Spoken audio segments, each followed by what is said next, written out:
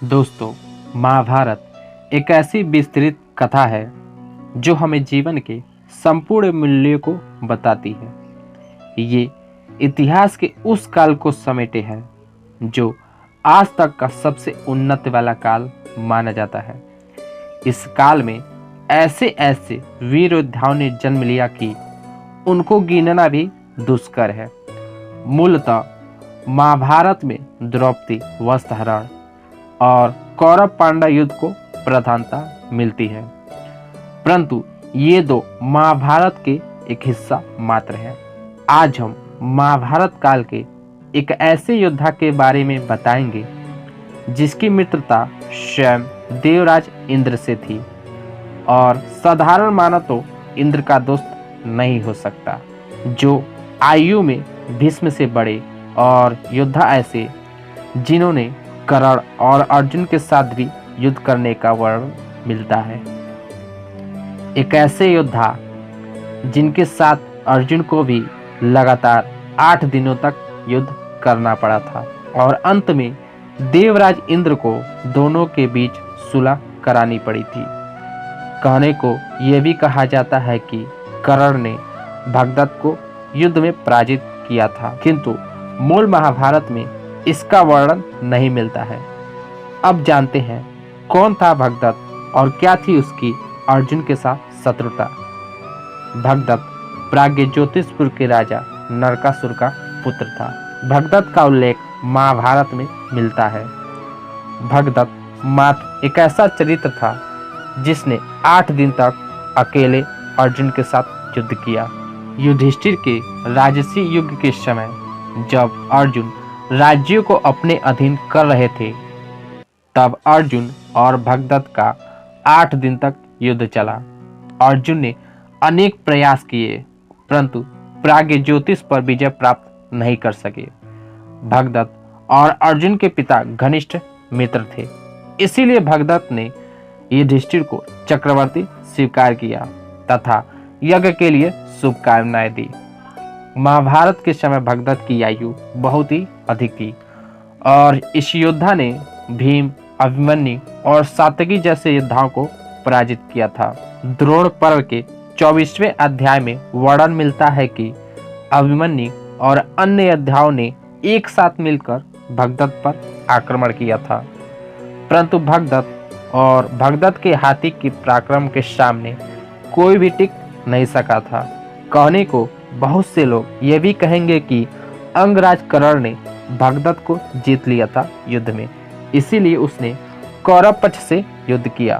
परंतु कौरव पक्ष से युद्ध करने के प्राग्ञज्योतिषपुर के राजा भगदत्त के पास अनेक कारण थे। सबसे पहला कारण उसके पिता नरकासुर का वध भगवान श्री कृष्ण जी ने किया था और जिस पक्ष में श्री कृष्ण जी हो उस पक्ष में जाना भगदत्त के लिए सही नहीं था, या यूं कहिए कि उस पक्ष में वह जा ही नहीं सकता था। इसीलिए उसने इस युद्ध में अर्जुन और श्री कृष्ण से बदला लेने के लिए कौरवों की ओर से युद्ध में भाग लिया था। द्रोण पर्व के 27वें अध्याय में उल्लेखनीय है, कुरुक्षेत्र युद्ध के 12वें दिन भगदत्त का सामना अर्जुन के साथ हुआ। उनके मध्य एक महाभयंकर संग्राम हुआ।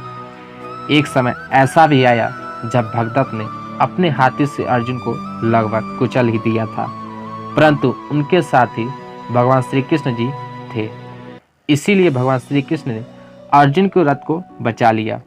इसके पश्चात पुनः भगदत्त के सामने आने पर अर्जुन ने भगदत्त के अनेक अस्त्रों को विफल कर दिया। भगदत्त घायल हो गया। तब भगदत्त ने वैष्णव अस्त्र का प्रयोग किया, जिसे काटना अर्जुन के लिए भी संभव नहीं था। जब तक वैष्णव अस्त्र अर्जुन को आकर लगता, तब तक भगवान श्री कृष्ण बीच में आ गए और उनके सामने अस्त्र वैजयंती माला में परिवर्तित हो गया। भगवान श्री कृष्ण ने उसका ये अमोघ अस्त्र अपनी छाती पर लेकर अर्जुन के प्राणों की रक्षा की। तब भगवान श्री कृष्ण ने अर्जुन से कहा कि अब वो भगदत्त पर प्रहार करे और उसका अंत करे। तब सबसे पहले अर्जुन ने भगदत्त के सुप्रतीक नामक पराक्रम हाथी पर नराचों का प्रहार किया।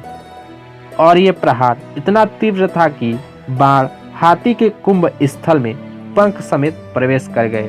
तब गजराज ने तुरंत धरती पर अपने दांत पटक दिए और प्राण त्याग दिए। तब भगवान श्री कृष्ण ने अर्जुन से कहा कि भगदत्त की आयु बहुत ही अधिक है और झुर्रियों के कारण उसकी पलकें झुकी रहती है और उसके नेत्र बंद रहते हैं।